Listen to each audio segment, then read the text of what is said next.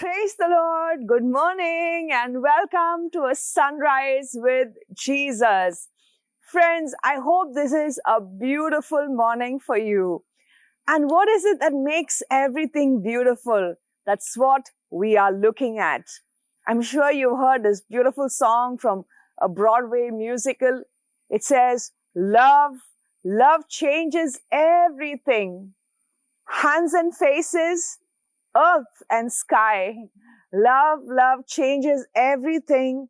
How you live and how you die. Friends, love has always been that power that fascinates the mind and the hearts of human beings. Love is a one ideal that has dominated every sphere of life and poetry and art in every generation across every nation. Yes, love is so beautiful. And love makes all things beautiful because, as the song says, love it was that made us, love it was that saved us, and we were made for love. Friends, but what is love? A little boy came and told a girl, I love you, I love you, I love you. And after a while, when the girl did not give him her cell phone, he said, I hate you. So very often, we misunderstand what is love. Now, in English, there's just one word called love. But the Greeks have done a lot of study. And they said there are 4 types of love. They spoke about eros. What is eros? They say it's a passionate, erratic, and it's a very sensual type of love. It is just based on romantic passion. And then there's something higher, and you call it as philios. Philios is a love between friends. And here is again an emotion I feel for the other because the other person is pleasant, because the other person is useful, because the other person somehow vibes with me. So again here, that love is built on our emotions and our situations. And then there is storge. Storge is a love that we experience, parents and children, the unconditional, the dependent love. And this storge is powerful because the kind of love a child receives from its parent affects all its relationships. Storge can affect the brain, the way we look, the way we think for the rest of our lives. And then there is something called agape. Agape, as the Greeks call, is pure love, the purest form of love. It is a love that we understand as a love that came from God, a love that can never end. Friends, when we look at the way we use the word love and when we look at our relationships, of course, we use the word love for everything. I love the sunrise. I love some food. I love some movies. I love many things. But that is not love at all. Even when we look at relationships, we need to assess, where is our love? You know, there was a telephone company that was doing very well. But over a period of time, they came to realize that in a matter of few years, their sales dropped rather dramatically. And when they did a proper search, it had nothing to do with the features of what they had, the phone they were producing. Then they realized they were losing the market because now there was another company that was producing a phone with the same name, with a slight alteration of alphabets. They realized the duplicate version of that phone that they were making, the duplicate version was what was stealing away their own sales. And friends, when we settle for the duplicate, which could be far cheaper, far more accessible, we actually lose out on the original. So what is love in its original form? What is the one love that can create and that can make us and that can heal us? That pure love, Jesus says, is of the mind and the heart. It is something that is not based on my situations. It is not something that is based on the other person. Very often they say, I cannot love him, I cannot love her because of what he is or what she is. But in fact, according to what the truth of the Word of God says, it says, no matter who it is, Every human person deserves our love. Every human person deserves our love, not because of what they are, but because we are people with super faculties. We are people not just with emotions, but we are people with a mind. We are people with willpower. So love is the quality of a highly sophisticated being that is the human being. When we have a mind, when we have a will, when we have a heart, we have to love. Now, we cannot like everybody. We don't have to like everybody, but we have to love everybody. And there are certain relationships, there are certain loves that are far more precious, far more enduring, far more vital. And we need to accordingly exercise our mind and our heart and our will and our strength. And that is why Jesus says, you shall love the Lord with all your heart, even when you don't feel like it, with all your mind, even when you cannot understand much, with all your being and with all your strength. And you shall love your neighbor as yourself. Yes, friends, as we listen to this message, I pray that we can rise up to make this world beautiful, that we can rise up with the power of our mind and our will and our emotions and our heart to be able to be people of love. An elderly couple was celebrating the golden jubilee of their marriage, 50 years of their wedding. On this day, they had a small little celebration with their family and friends. As the celebration was going on, a young man approached this couple and asked them, "How is it that both of you were able to live for 50 years together, 50 years in marriage, faithfully living with each other? What is the secret, you would say, of your marriage?" And to that, the husband, the old man, would reply and tell, "You see, my son, we were married at an age when something gets spoiled, we would not throw it away, we would repair it. We lived not in times when we would use and throw, rather we would use and repair so that we can always be faithful to one another." This is the principle we have always followed in our marriage life. Gospel of Luke, chapter 16, verse 18, Jesus says, "Everyone who divorces his wife and marries another commits adultery. And the one who marries a woman divorced from her husband commits adultery." The Lord was very clear and precise in his teaching on relationships, especially marriage.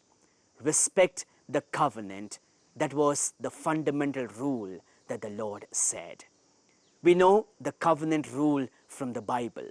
Whenever God would establish a covenant with the people, it followed the thumb rule that both the parties were expected to be faithful to one another. Time and again, Israel, as the partner of God, would go away, break the covenant, but God would always remain faithful to the covenant. And it is this faithfulness of God that Jesus says should be the hallmark of every relationship, especially that of a covenantal marriage. Being faithful to one another, even though there may be difficulties and problems. We know today, living in this modern world, with the temptations that are before us, it's not easy to preserve relations. There are often temptations to simply break away relations and return to doing things which we like and not what the church teaches. Today we are living in a world where the famous quote is this: "Love at first sight and divorce at the first fight." It's against this modern tendency, this trend, that as Christians we are called to be faithfully reflecting the aspect, the mind of God.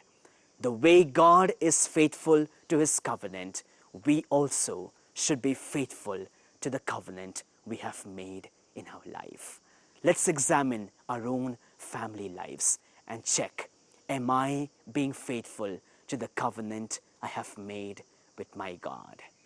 The modern slogan is to use and throw. Use people as long as they are useful, good to you. The moment they cease to be so, throw them away. But that's not the idea of a Christian life. A Christian should always remain faithful to the promises one has made to one another as well as to God. May our good God, our faithful God, always bless us with this gift of faithfulness in our lives, and may we always glorify God by our lives. May the name of the Lord be ever praised. Live Jesus. Ancient poetry, in order to explain how great is this power of love, says, love is as strong as death. No wonder we keep hearing, till death do us part. But in fact, our Lord Jesus has revealed to us that love is stronger than death. It is love that defeats death, so much so that love is eternal. That beautiful chapter on love, 1 Corinthians 13, it begins listing spiritual powers. It says you can have the faith that moves mountains. You can speak in the tongues of angels. But if you do not have love, you have nothing, you are nothing, you gain nothing. Continues to say that even the great ideals of faith and hope and prophecy shall pass, but love never ends. Love, that pure form of heavenly love that we have managed to hold in our relationships, makes our relationships eternal. And the proof of it is Mother Mary. Mother Mary went to the heavens, and yet she continues to be a mother. She continues to be a help whom we can cry out to. And today we celebrate a mother whom we can cry out to at any time. A mother who stood by her son even when it came to the point of standing alone at the foot of the cross. And she will stand by us at any moment, no matter how distant we feel we are from God, no matter how distant we may feel we are even from this mother. When we call out to her, she will be there for us because she can never stop being a mother. Today we celebrate the Feast of Mary, Help of Christians. St. John Chrysostom was the first person to use this Marian title in the year 345. The devotion to Mother Mary is from the earliest times of the Church. There are two inscriptions from the first centuries of Christianity in Greek related to the Virgin Mary: Theotokos, Mother of God, and Bithia, the Helper. The fathers of the Church, in fact, referred to Mary as Bithia, the Helper. John Chrysostom used the title in a homily in the year 345, Proculus in 476, and Sebas of Caesarea in 532. The latter church leaders who used this include Romanos, the Melodist, in 518, and the Patriarch of Jerusalem, Sophronius, in 560, John of Damascus in 749, and German of Constantinople in 733. The tradition of this advocation goes back to 1571, when the whole of Christian Europe was saved by Mary, Help of Christians, when Catholics throughout Europe prayed the Rosary. The Great Battle of Lepanto occurred on October 7, 1571. In 1573, Pope Pius V instituted the feast in thanksgiving for the decisive victory of Christianity over Islamic invaders. Near the end of the 17th century, Emperor Leopold I of Austria took refuge in the Shrine of Mary, Help of Christians, at Passau, when 200,000 Ottoman Turks besieged the capital city of Vienna. But a great victory occurred thanks to Mary, Help of Christians. On September the 8th, feast of Our Lady's birthday, plans were drawn for the battle. On September 12th, feast of the Holy Name of Mary, Vienna was finally freed through the intercession of Mary, help of Christians. All Europe had joined with the emperor, crying out, Mary, help, and praying the Holy Rosary. In 1809, Napoleon's men entered the Vatican, arrested Pius VII, and brought him in chains to Grenoble and eventually Fontainebleau. His imprisonment lasted 5 years. The Holy Father vowed to God that if he were restored to the Roman See, he would institute a special feast in honor of Mary. Military reverses forced Napoleon to release the Pope, and on May 24, 1814, Pius VII returned in triumph to Rome. 12 months later, the Pope decreed that the Feast of Mary, help of Christians, be kept on the 24th of May. St. John Bosco, the dynamic priest who founded the Salesian order in the 19th century in Italy, had many prophetic dreams beginning at age 9, which guided his ministry and gave insights on future events. On May 14, 1862, Don Bosco dreamed about the battles the Church would face in the latter days. In his dream, the Pope of those days anchors the ship of the Church between two pillars, one with a statue of Mary, Auxilium Christianorum, or help of Christians, and the other was a large Eucharistic host. May we anchor our lives on these great gifts, generously given by the Lord Himself to His people. Mary, help of Christians, pray for us. What have we that we have not received from God? Be it the faculties of our mind or our imagination, the power of our will, the heart that we have. Everything we have has been given by God for one purpose, and that is to love. Yes, this doesn't sound soppy, I hope, because love is not child's play. Love is a power that we prove ourselves by. Now, how do we grow to be far more loving, far more pure, far more powerful in the way we love? And that is why we need to look at a wheel. You know, the wheel on which a cycle runs. You look at the wheel. In the wheel, there are several spokes. And these spokes are all arising from very different points. And yet, as they draw closer to the center, they're all one and closest to each other. Now, very often we could be placed in life with people who are very different from us. People who perhaps we cannot even like by our natural orientation. And here is where the cycle wheel tells us the closer we come to the source, the center, the closer we come to God, the closer we come to each other. The only way to grow in the purity and the power of love is to grow closer to God. So as we go into this time to adore Jesus, let us know we are going to Him who is love.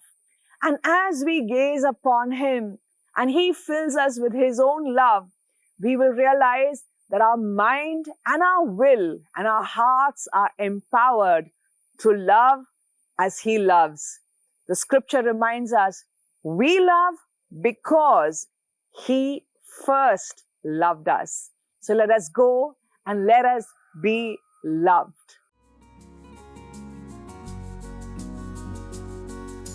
This is my desire to honor you, Lord, with all my heart I'll worship you.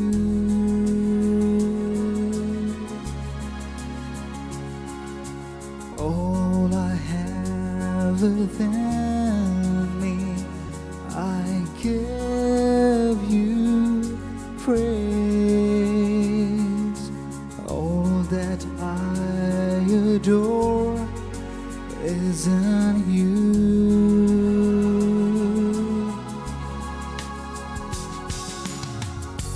Lord, I give you my heart, I give you my soul. I live for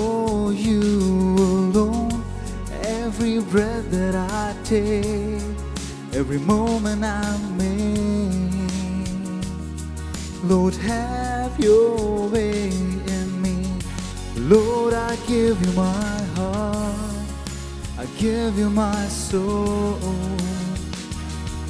I live for you alone. Every breath that I take, every moment I'm in. Lord, have your way in me. Lord, this is my desire. My desire this day. This day is your gift. I woke up this morning only because you gave me breath. Only because you wanted me to live. You gave me this day. It is you who breathed into my nostrils. This day is your gift. This is my desire to honor you. This is my desire to honor you. All I have, my heart, I'll worship you.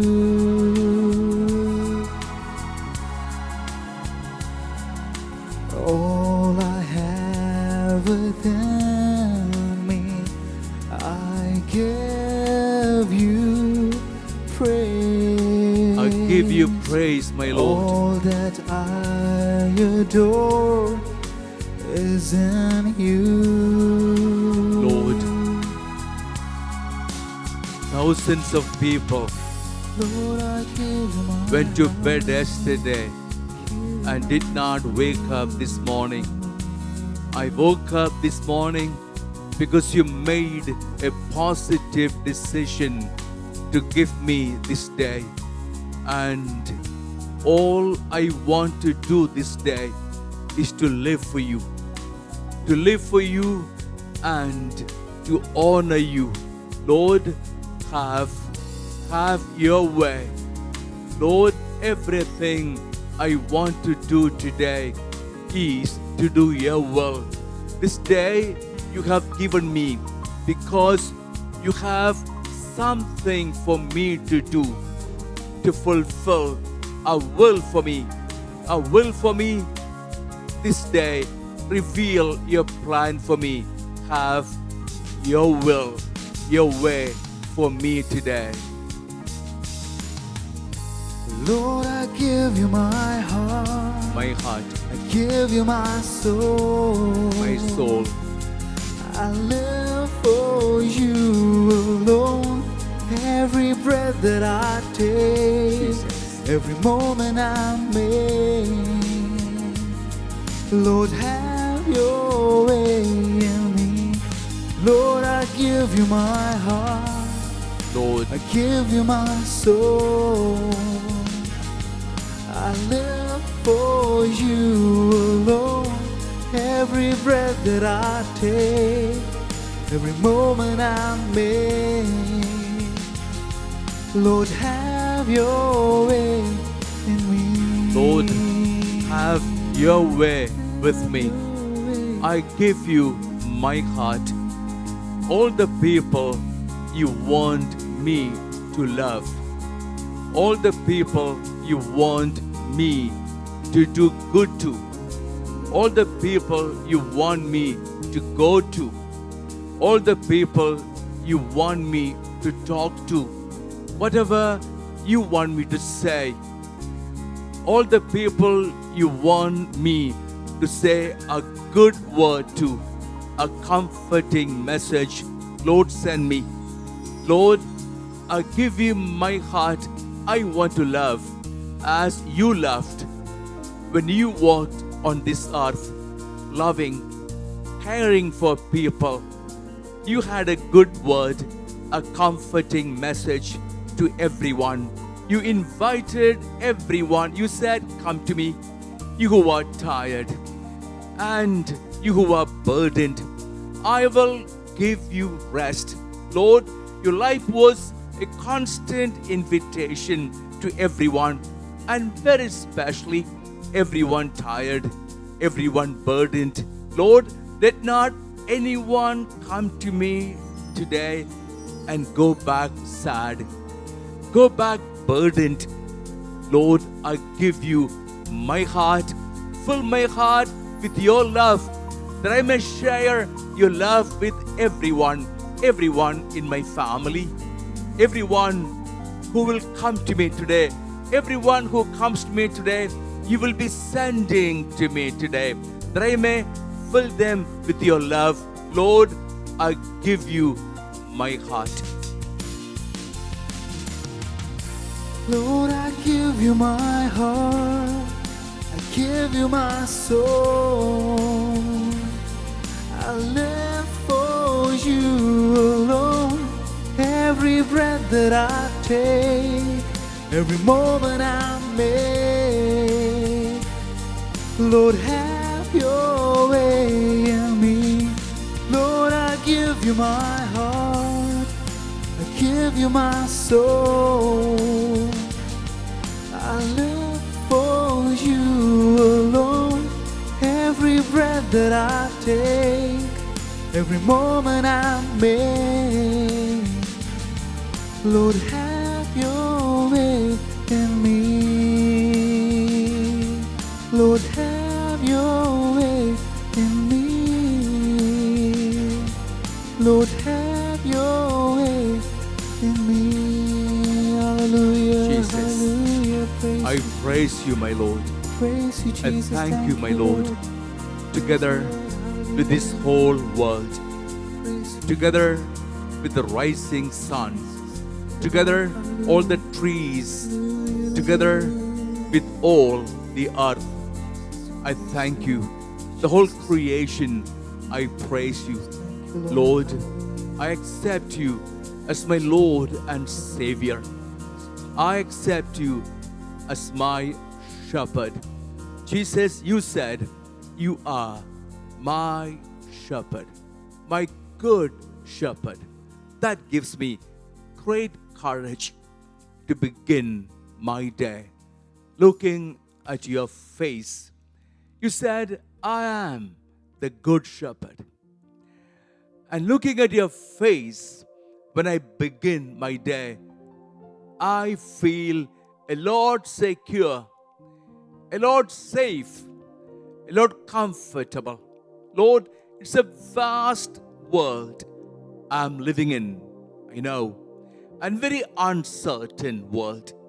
And yet, the one certainty I have is when I look into your eyes.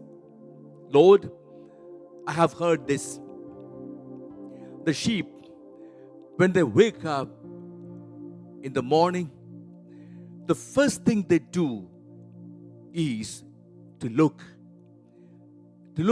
at the place where the shepherd sleeps. And the shepherd would have waken up much earlier. When the sheep sees the shepherd, the sheep feels very comfortable and secure. And when it is time, the shepherd would call the sheep by name. And the sheep feels happy to go out with the shepherd. The shepherd goes in front. Lord, I want to begin this day looking at your face. How blessed am I, Lord, how blessed a day it is. I am able to begin this day looking at your face. And I know you will give me everything for this day, all my sustenance, all my safety and security. Lord, you are my shepherd. Nothing indeed shall I want.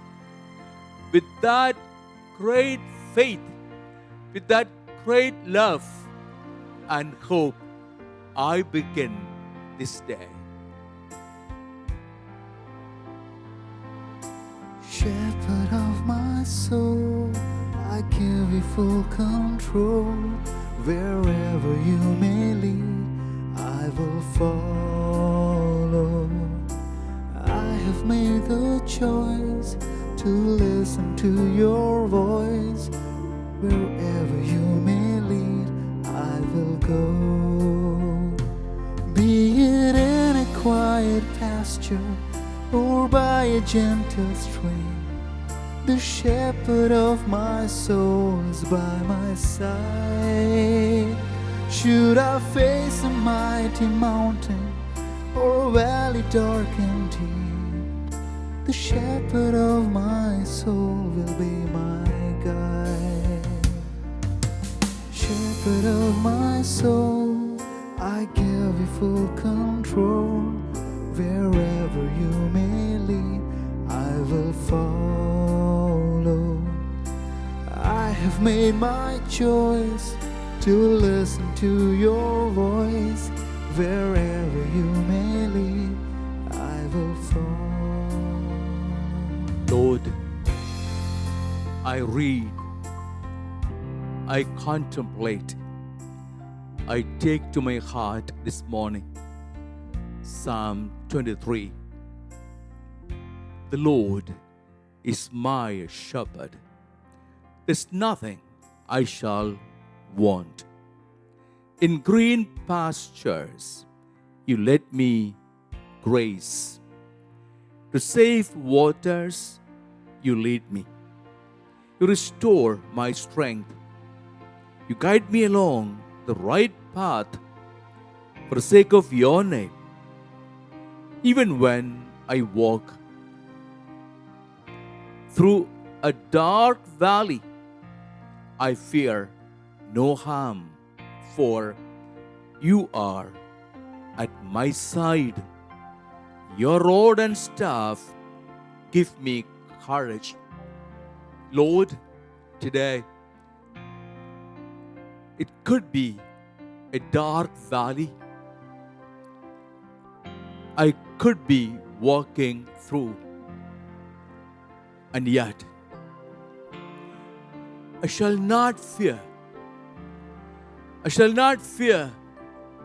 You are there by my side. Your rod and staff give me courage. Lord, there's much going wrong and bad in the world around me, but my eyes are on your face. When you are there for me, I shall not fear. You will take charge of every situation. My eyes are on you, Lord, and you will never fail me. You set a table before me as my enemies watch. You can see that, Lord, someone or other could turn against me. It could happen. And yet, you anoint my head with oil. My cup overflows. Only goodness and love will pursue me all the days of my life. I will dwell in the house of the Lord for years to come. One prayer, Lord, one prayer, only prayer in your house, in your presence, to dwell always. Let it not happen to me at any time, O Lord, to turn away from you. If my eyes are turned away from you, I will be lost. One prayer, O Lord. It did not ever happen to me to harden my heart against you. It's one blessing I'm asking of you. I want to hear your voice. I want to see your face. I really want to know that you are the joy of my heart always. Lord, bless me. Bless me, Lord. Let me begin my day with your blessing, that I may become a blessing to everyone, all the time. Bless me, Lord, worshiping and adoring you. I want to receive your blessing.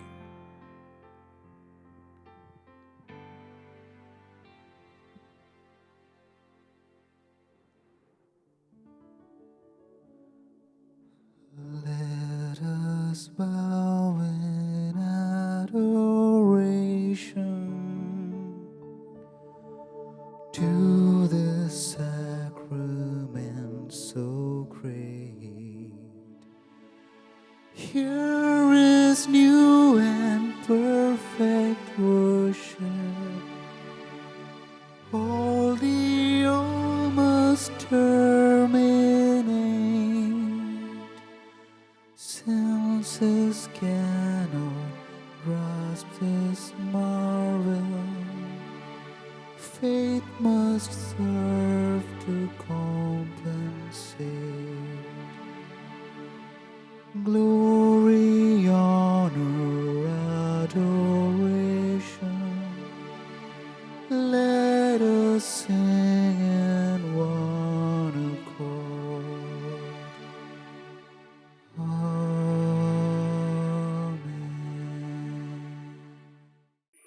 Friends, we have only one life. And how do we know that we have lived well? When we have loved well. Love is not a soppy feeling. Love is a proof that we are a people with a strong mind, with a strong will. People who are strong alone can love. Love is not a favor they're doing for anyone else, but love is life-giving, firstly for ourselves. And that is why God has placed us where we are. Yes, as Mother Teresa says, charity begins at home. Today is a day when we shall go out and love where we are, with whom God has given us. And in this ground of love, we will realize there is in fact a sunrise. Yes, Jesus says, you will be known as mine by your love. We will shine out as a people of God, as a holy people, as a powerful people by our love. So go out and love and make this day a beautiful day with Jesus. God bless you.